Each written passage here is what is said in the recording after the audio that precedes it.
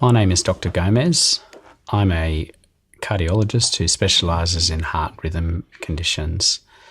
And today I'll discuss permanent pacemaker, the procedure itself and the reasons why you may need a permanent pacemaker, as well as the risks associated with the procedure.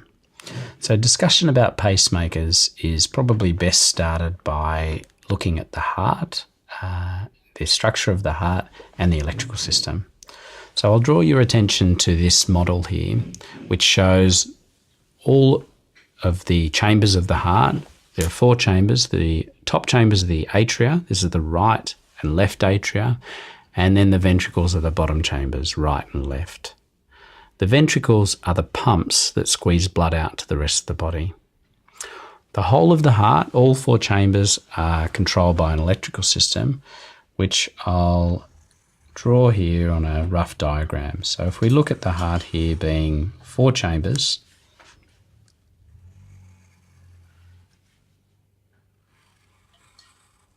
the top chambers are the atrium and the bottom chambers are the ventricles. All 4 chambers are controlled by an electrical system. So there's the sinus node at the top of the heart. We can think of this as like the spark plug in your car. There's the AV node in the middle of the heart, which we can think of as a fuse box, and then there are 2 wires that feed the bottom of the heart. Messages will usually start at the top of the heart and travel down through the bottom of the heart. So top, then the bottom of the heart, top and bottom. When we do a cardiograph or ECG, we see messages start at the top, then travel down to the bottom of the heart. Top, then bottom. And these signals we see on an ECG, and this rhythm, a normal rhythm, is called sinus rhythm, where the top and bottom of the heart will beat in a normal fashion. In a normal rhythm, patients have no symptoms because the heart is doing its normal function. However, some patients can develop problems with the electrical system where the heart itself slows down. So the top of the heart, the spark plug area in some people can slow down.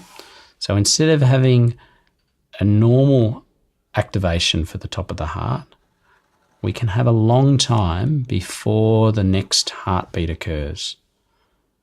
If that occurs, we'll have a long gap in the heart's activity. If the time is long enough, that can cause a very slow pulse, and that can cause dizziness, lightheadedness, or in some cases a blackout. Other type of heart rhythm problems related to the heart slowing down can be where the messages do not travel down to the bottom of the heart. You may have 1 or 2 of these activations at the top of the heart before they travel down to the bottom. And if that happens enough times, you may end up with a very slow pulse or a blackout. So these are the common types of heart rhythm disturbance that cause a slow pulse and would be an indication in patients with symptoms for a permanent pacemaker, which we'll discuss now. A pacemaker involves a local anaesthetic and sedation, medication to help you make you relaxed in most cases without a general anaesthetic, which can be used if based on patient preference. But in most cases, it would be a procedure performed with sedation and local anaesthetic to the area underneath the collarbone. Once that's delivered, a small incision is made and access is gained to the vein that runs under the collarbone, and wires are passed through the vein under the collarbone and attached to the different parts of the heart. One, in most cases, to support the top of the heart, the sinus node or spark plug area. And in most cases, there will be a second wire placed to the bottom of the heart to support the bottom of the heart in the right ventricle. Some patients only require one of these two wires, and whether you need one or two wires is a situation best discussed with your cardiologist or with a heart rhythm specialist such as myself. These two wires will attach to a pacemaker battery or generator, which I have here, and this will attach to the wires and be placed into the pocket or space that we've made.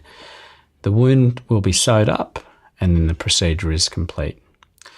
This procedure is not a long or difficult procedure and would typically take between 30 to 40 minutes for most pacemakers, but some procedures can be more difficult and take longer.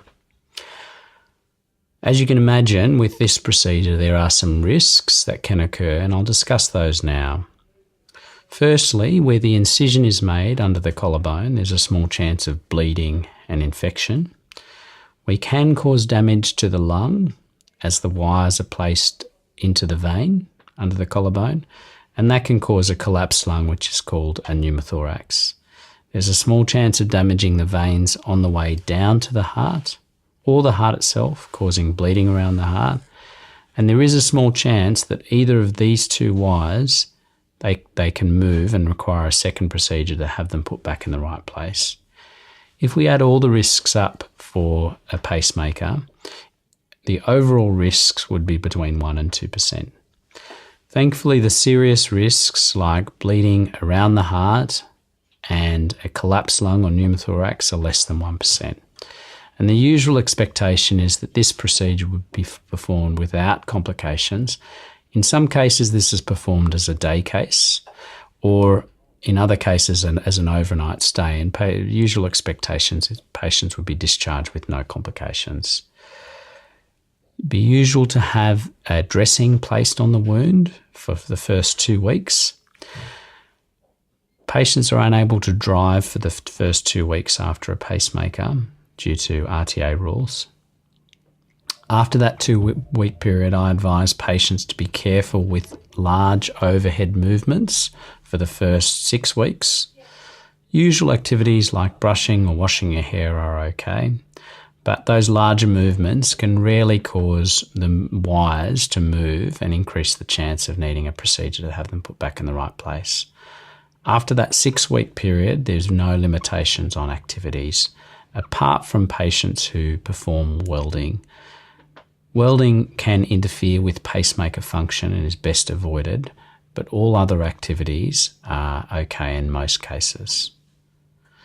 As I said, the battery is something that needs to be replaced, and it would depend on how long that will be, depending on the type of pacemaker that is implanted and how much the pacemaker is being used by that patient.